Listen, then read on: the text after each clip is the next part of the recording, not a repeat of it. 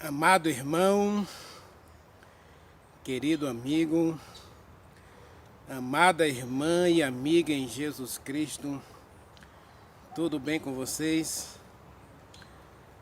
Vocês não sabem o tamanho da minha felicidade de saber que você se inscreveu no meu canal, que você compartilhou meus vídeos, de saber que você assistiu essa mensagem até o final. E se o Espírito Santo tocou em você para você assistir a mensagem, é porque ele tem um recado para você, uma mensagem para você. Então assista a mensagem sempre até o final, para que o Espírito Santo tenha a possibilidade e a oportunidade de falar com você, de tocar em você, de fazer um milagre em você. E quando você compartilha com um amigo, é mais uma bênção que o Espírito Santo reserva para você. Porque o Espírito Santo está interessado nessa pessoa também. Então, quando você compartilha, você dá a possibilidade e a oportunidade ao Espírito Santo de agir na vida dessa pessoa. Ou seja, você foi um instrumento do Espírito Santo para tocar nessa pessoa, para falar com essa pessoa. Então, de qualquer forma, o Espírito Santo vai agir com você, em você e através de você, para alcançar outras pessoas. Deus é contigo. Oremos. Maravilhoso Deus, meu querido Pai, Senhor do céu e da terra, santificado, exaltado e glorificado seja o teu nome, desde agora e para todo sempre.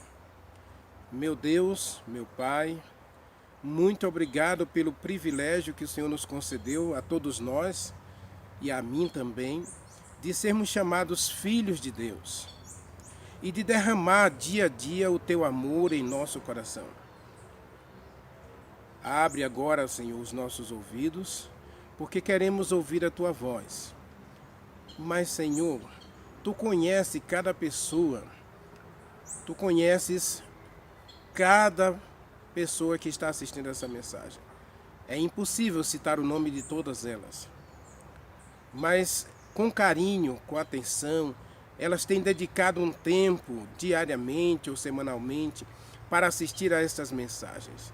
Então, neste momento, Senhor, quando a pessoa estiver assistindo a esta mensagem, envia o Espírito Santo, envia o teu anjo poderoso para efetuar milagres na vida desta pessoa, seja na vida física, material, emocional ou espiritual. Todos nós temos problemas socioemocionais, psicossocioemocionais, nós temos problemas espirituais, Pai. Muitas vezes temos falhado contigo porque somos humanos. Caímos, erramos, falhamos contigo, falhamos conosco mesmo, falhamos com o nosso próximo. E dia a dia, Senhor, temos lutado para ficar de pé diante do Senhor. Dia a dia temos lutado para permanecer aos teus pés, fazendo a tua vontade. Mais uma vez envia o Espírito Santo, ou melhor, não retire de nós o Espírito Santo. Fazemos também a nossa oração, como Davi fez. Mantenha o Espírito Santo em nós. Dá-nos sempre a alegria da tua salvação e não nos retire, não nos expulse da tua presença.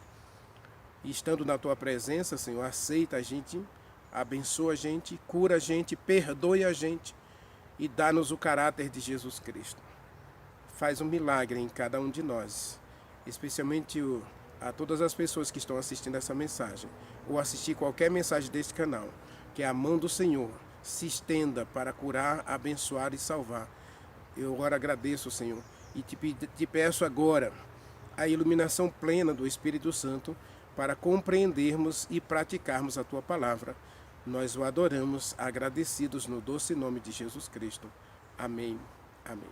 Abra sua Bíblia, Romanos capítulo 8.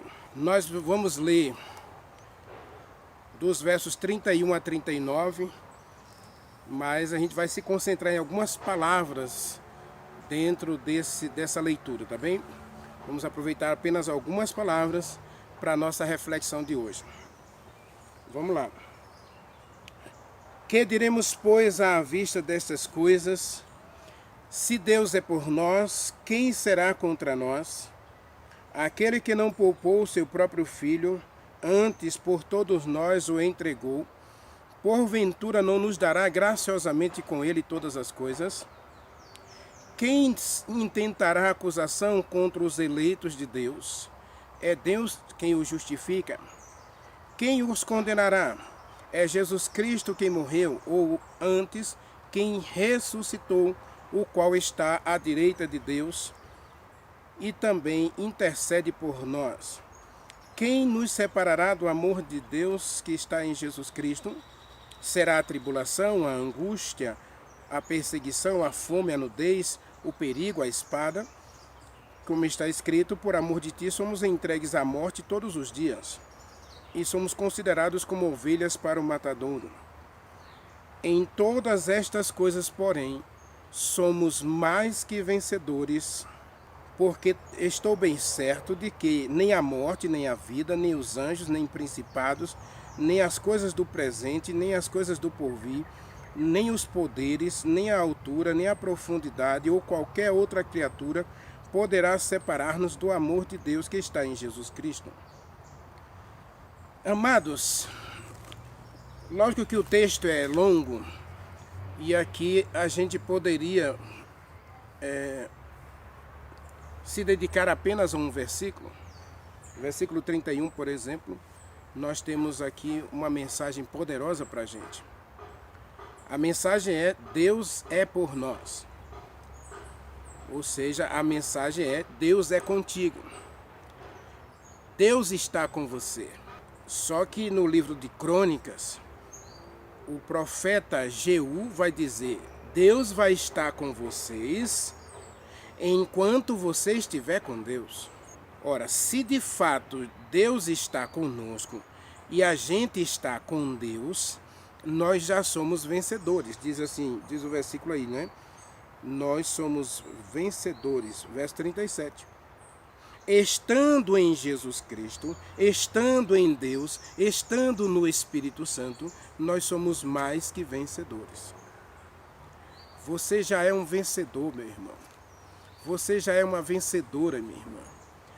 Renivaldo, como é que você pode dizer que eu sou um vencedor se na minha casa tudo tem dado errado? Quando eu me converti em Salvador, ao Adventismo no caso, né? Eu conheci uma irmã e aquela irmã, ela ao aceitar o Evangelho, parecia que estava tudo bem na vida dela. Na verdade, ela nada estava bem, né? Antes do Evangelho, ela vivia com um sofrimento de um marido que bebia, de problemas financeiros, dificuldades, uma em cima da outra, e até enfermidades. Ela lutava com doença, nela e nos filhos, lutava com a depressão, lutava com problemas de saúde, lutava com o marido que bebia, lutava com falta de tudo, né? Problemas financeiros. E ela aceitou o Evangelho. E interessante que hoje muitas igrejas dizem que quando você aceita o Evangelho vai ficar tudo bem. Deus vai acabar com os teus problemas, tudo vai ficar bem. Existe hoje igrejas aí com placas na porta da igreja oferecendo campanhas de oração, campanhas de libertação, campanhas de poder, para que você, aceitando Jesus Cristo, pare de sofrer. E aquela irmã, ela assistia muito programas de rádio, de TV, e botava até copo d'água em cima da televisão. E ela aceitou o Evangelho numa dessas igrejas aí. O que aconteceu? Ela foi passear com os filhos na praia e 2 dos seus filhos morreram afogados. Para piorar a situação, ela descobriu a traição do marido. Como que você é um vencedor? Como que Deus está com você numa situação dessa? É o pensamento. O primeiro pensamento que vem na nossa cabeça é esse. Se Deus está comigo, inclusive o jovem Gideão perguntou isso para o anjo. O anjo chegou para Gideão e disse: Ô homem valente, Deus é contigo. Aí ele disse, se Deus está comigo, se Deus está conosco, por que está nos sobrevindo todo esse sofrimento? Lê lá Juízes capítulo 6. Por que todo esse sofrimento? O texto começa dizendo, Deus está conosco. E nada pode ser contra você. Nada pode derrotar você. Essa é a questão. A questão é que Deus não vai tirar o sofrimento. Em Romanos capítulo 8, versos 31 a 39, Paulo vai falar de perseguição, de sofrimento, de falta de alimento, falta de roupa, falta de comida, falta de tudo. Mas ele diz que com Deus, Deus estando com você, você é mais que vencedor. Leia comigo Apocalipse capítulo 17. Você está duvidando de que você é um vencedor? Veja aí. E observe como é que você é um vencedor. Tá? Verso 14. Pelejarão contra o Cordeiro, e o Cordeiro os vencerá, pois é Senhor dos senhores, e é Rei dos reis. E vencerão também os chamados, eleitos e fiéis. Os chamados, os eleitos e os fiéis, que se acham com Ele. É segurando a mão de Deus, é andando com Deus, que torna você um vitorioso, uma vitoriosa. Não é a ausência de dor, não é a ausência de sofrimento, é você andar com Deus. Deus chamou Abraão, assim como ele chamou a mim e a você, ele elegeu a mim e a você, e você agora se tornou fiel a Deus, e aí você está com ele. Então Abraão foi chamado, e Abraão começou uma vida ali em Canaã, depois de sair de Ur dos Caldeus. Abraão vivia em Ur dos Caldeus, numa cidade próspera, com sistema de irrigação, água encanada em casa, água morna no chuveiro, na pia. Imagine Sara lavando o prato ali, ó, sem se preocupar com a gordura da comida, porque a água quente saía da torneira da sua pia de lavar prato. E Deus disse, sai daí, vai para a terra que eu te mostrarei. E agora Abraão aprende a andar com Deus, porque ele sai da prosperidade, ele sai da vida cômoda, né? Ele sai da vida de acomodação, de luxo, de alta satisfação, né? Porque Abraão, quando plantava sua horta, o sistema de irrigação fazia todo o serviço, ele podia comer fruta o ano inteiro. Imagine o pessoal que mora aqui em Petrolina e Juazeiro. Ali hoje se tornou o maior polo de produção de frutas do Brasil. Por quê? Porque a cultura é irrigada o ano todo. Abraão sai desse luxo e conforto para o deserto, para aprender a andar com Deus. Abraão vai cair, vai tropeçar, né? Vai mentir, vai casar com Agar para cumprir a promessa de Deus, né? Para ajudar a Deus, para fazer coisas para Deus. E eu disse nesse canal, esse ano eu tenho dito muito isso, a gente tem que parar com essa ideia de fazer coisas para Deus, para a gente começar a andar com Deus e fazer tudo com Ele. É com Ele que nós somos vencedores, é com Ele que nós podemos ultrapassar os limites e vencer as barreiras. É com Ele. E aí Abraão cai aqui, tropeça acolá, e aí quando ele chega a 99 anos, olha o encontro de Abraão com Deus. Leia o verso 1 comigo. Quando atingiu Abraão 99 anos de idade, o Senhor apareceu a ele. Deus falou com ele. Veja, Deus falou com Abraão. Deus não mandou nenhum mensageiro. Deus mesmo veio. Deus estava ali. Ele está com você, meu irmão. Ele está com você, minha irmã. Não duvide, não desacredite, não perca a fé nem a esperança, porque se Deus disse, Romanos 8:31, Ele está com você, é porque Ele está com você. Agora, se você estiver com Ele. Se você fizer de Deus a sua rocha, se você fizer de Deus a sua morada, se você fizer de Deus o seu refúgio, se você fizer de Deus a sua casa, Ele vai estar com você, Ele vai preparar o banquete. Eu disse na última jornada, na última mensagem da jornada espiritual, Deus tem que consertar essa casa, Deus tem que limpar a casa. Deus não habita em um lugar sujo, desorganizado, bagunçado. Se você for na minha casa, você vai ver o que é bagunça. Você entra no meu quarto, tá lá bagunça. Eu não faço questão de ficar arrumando casa. Mas quando Deus chega, Ele quer arrumar a sua vida. Ele quer arrumar a tua casa. Mas Ele está com você. Você precisa escolher hoje, dizer, eu quero estar com Deus. Eu quero fazer de Deus a minha rocha, o meu baluarte, o meu refúgio, a minha casa, a minha morada, o meu abrigo. Salmo 91.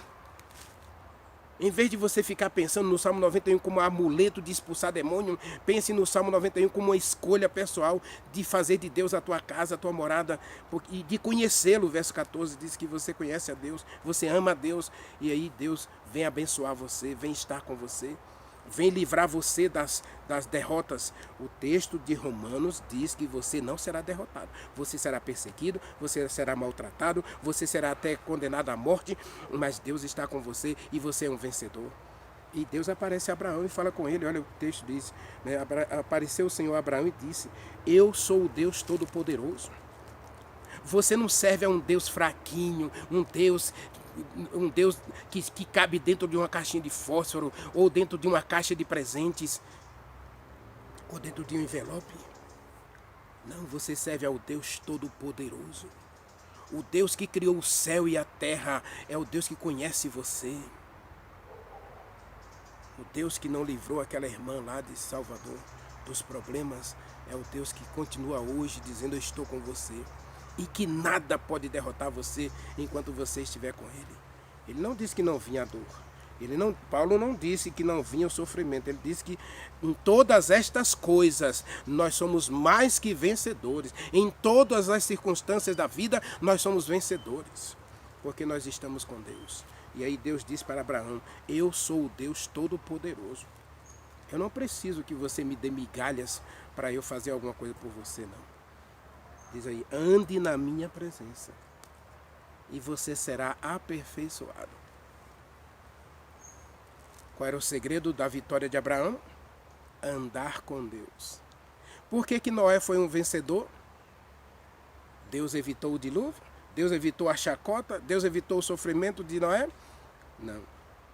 Deus esteve com Noé e Noé andou com Deus. Enoque andou com Deus, Elias andou com Deus, mas teve que enfrentar a fome 3 anos e meio. Teve que acreditar pela fé que Deus providenciaria seu pão e a sua água. E Deus não deixou faltar na casa da viúva que o hospedou, nem o pão e nem a água durante 3 anos. Percebe, meu irmão? Percebe, minha irmã?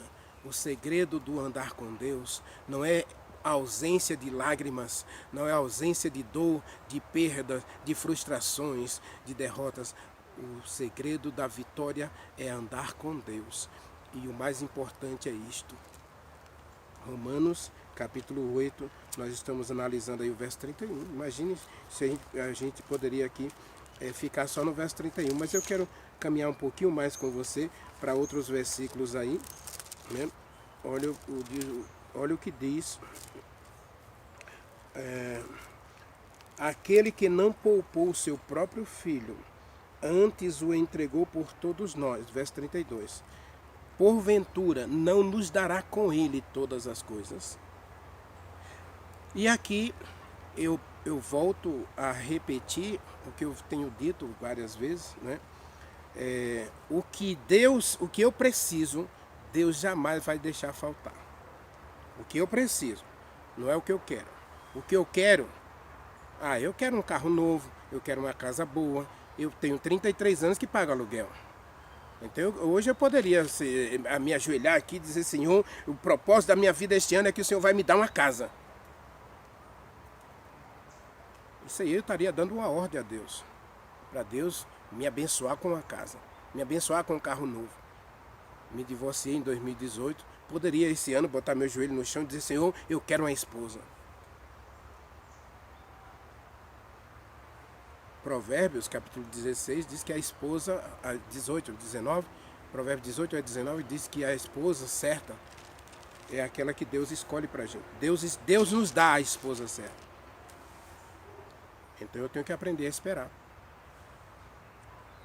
Olha o que o texto está dizendo. Se Deus é por nós, quem será contra nós? Verso 31. Verso 32 diz: em Jesus Cristo, Ele nos dará todas as coisas que você precisa. Não é o que você quer. Não é para você esbanjar em prazer ou exaltação própria, ou ufanação, ou orgulho, ou vaidade. Deus vai suprir todas as tuas necessidades em glória por meio de Jesus Cristo. Deus não vai deixar faltar. Voltando à história da irmã lá de Salvador, acredite, ela nunca teve um dia na casa dela em que ela não tivesse o pão à sua mesa. Porque Deus providenciava. Mesmo quando o marido deixou a casa e ela ficou sozinha com os filhos, Deus providenciou tudo para ela. Lógico que a vida se torna mais difícil, mas ela nunca teve falta de nada, porque Deus sempre providenciou. E mesmo na doença, nas dificuldades, ela sempre foi uma cristã feliz. Eu gostava de visitar aquela irmã justamente pela alegria, pela felicidade estampada em seu rosto. Mesmo diante de todas as circunstâncias adversas, a gente encontrava nela, né? E eu tive lá recentemente na casa dela. A gente encontra uma pessoa serena, uma pessoa paciente, uma pessoa bondosa, uma pessoa de Deus, com a esperança da vida eterna, da salvação em Jesus Cristo. E que essa esperança substitui, ou seja, leva você a suportar e a aceitar qualquer vicissitude, qualquer dificuldade, qualquer picuinha, qualquer mazela que a vida traga para você. Percebe? Jesus Cristo disse em Romanos capítulo 8, verso 32. Deus, em Jesus Cristo, não apenas matou o próprio Filho. Se Ele não poupou a Jesus Cristo, se Ele foi capaz de matar o seu próprio Filho para dar a você a vida eterna, não te dará o que você precisa? Não vai suprir tuas necessidades? Aí é a promessa dele. Olha o que Ele promete. Filipenses 4, verso 19. Isso é uma promessa que você pode reclamar de Deus. Verso 19 está escrito: olha, e o meu Deus, segundo a sua riqueza, em glória, há de suprir todas as tuas necessidades em Jesus Cristo.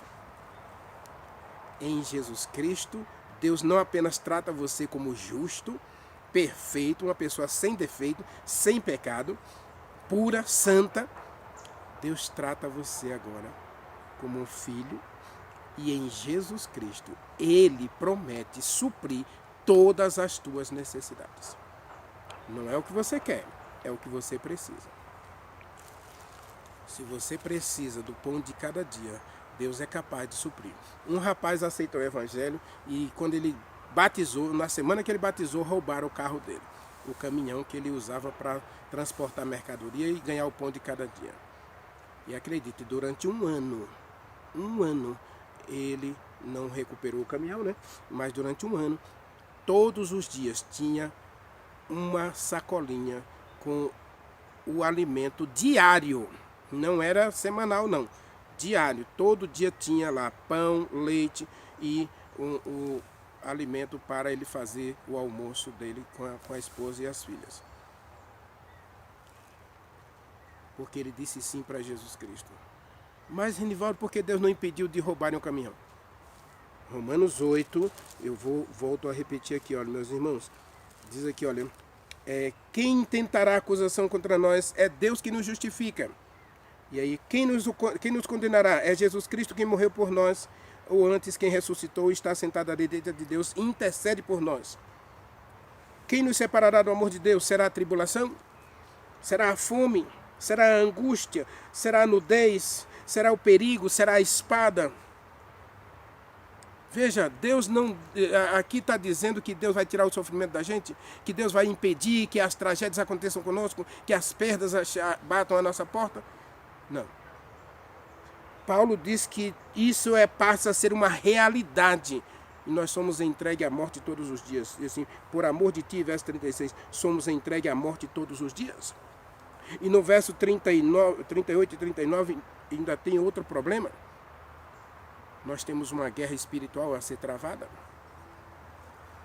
Porque agora os poderes das trevas, os poderes do mal, vai arregimentar forças, vai arregimentar um exército contra você. Anjos maus vão fazer acampamento ao redor da tua casa, da tua vida, do teu coração, para arrastar você para a lama, para a perdição, para a derrota. No verso 37, não se esqueça que em todas essas coisas, Paulo diz, verso 37, lê comigo, mas em todas estas coisas, na guerra contra o mal, na guerra contra o pecado, na guerra contra as dificuldades e lutas deste mundo, Deus está com você. E você, com Deus, é um vencedor. Você é um vencedor. Agora vem a pergunta. Quem pode separar você desse amor de Deus? Quem pode separar você da mão de Deus? E quem pode derrotar você?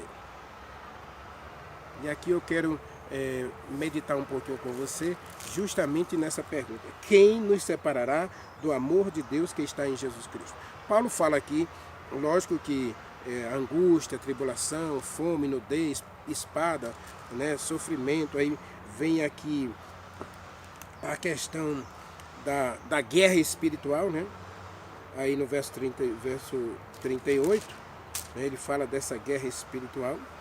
Aí, porque estou bem certo que nem a morte, nem a vida, nem anjos, nem principados, nem coisas do presente, nem coisas do porvir poderão, nem poderes, nem altura, nem profundidade, ou qualquer outra criatura poderá separar-nos do amor de Deus que está em Jesus Cristo. Ele faz uma afirmação, né? Mas antes ele faz a pergunta, né?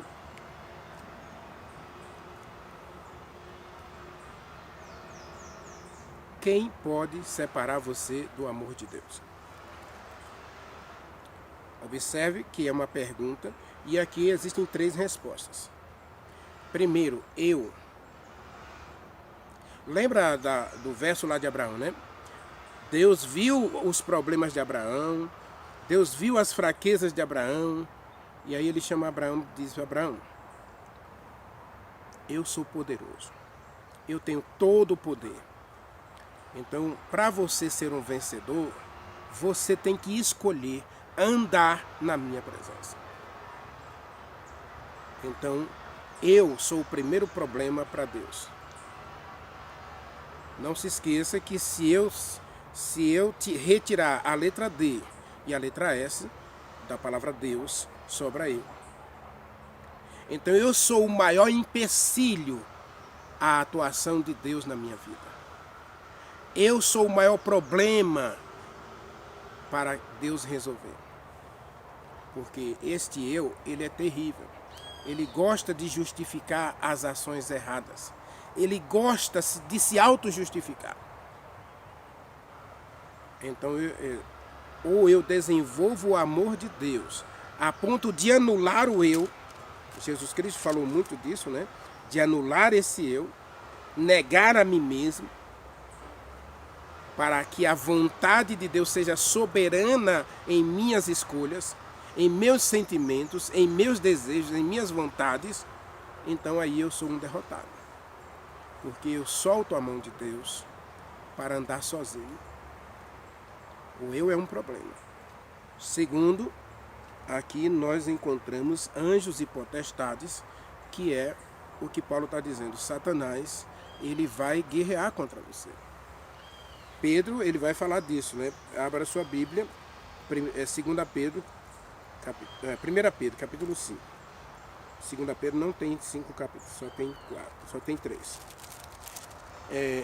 1 Pedro, capítulo 5, versículo 8, está escrito, olha: sejam sóbrios, vigiem, porque o diabo, teu adversário, teu inimigo, teu opositor, ele anda em derredor de você, procurando uma maneira de te derrotar, uma maneira de te destruir. Como eu disse durante a jornada espiritual, Satanás só tem uma arma, que é o engano. Mas as estratégias são muitas. Satanás vai usar de várias estratégias para enganar você. O objetivo não é um só, é enganar você. Agora, como é que ele vai enganar o Renivaldo? Pode ser que ele engane o Renivaldo com a televisão. Pode ser que ele engane o Renivaldo com uma roupa, com uma comida, com um relacionamento. A verdade é que o diabo ele é inteligentíssimo. E ele, inclusive, pode utilizar-se de pessoas da própria igreja, da família, dos amigos, para enganar você. O objetivo dele é te destruir. Então ele vai fazer de tudo para enganar você. Agora como? Então ele vai usar de estratégias. Eu trabalho com alfabetização, então o meu objetivo é um só, é fazer com que a criança leia e escreva. Alfabetizar a criança é letramento, né? Que o letramento é a escrita, né? E a leitura. Ou seja, eu vou alfabetizar a criança. Ela precisa ler e ela precisa escrever. Mas o objetivo é um só, é que a criança seja alfabetizada.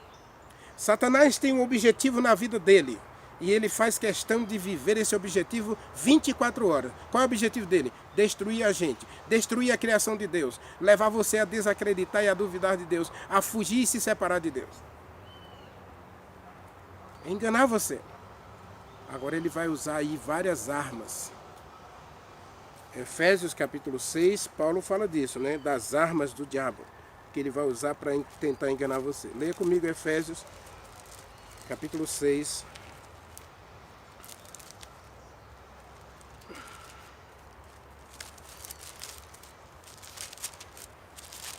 A partir do versículo 10 está escrito assim: quanto ao mais, meus irmãos, sejam fortalecidos no Senhor e na força do seu poder, revestivos de toda a armadura de Deus, para ficar firmes contra as ciladas do diabo.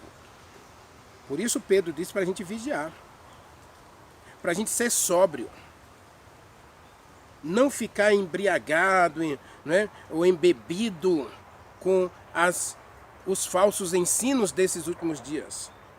Timóteo capítulo 3, Paulo diz que nos últimos dias muitos apostatariam da fé por darem ouvidos a falsos ensinos, e muitos deles tapariam os ouvidos para não ouvir a verdadeira doutrina, o verdadeiro ensino da palavra de Deus, para dar ouvidos aos falsos mestres e ensinadores de mentira.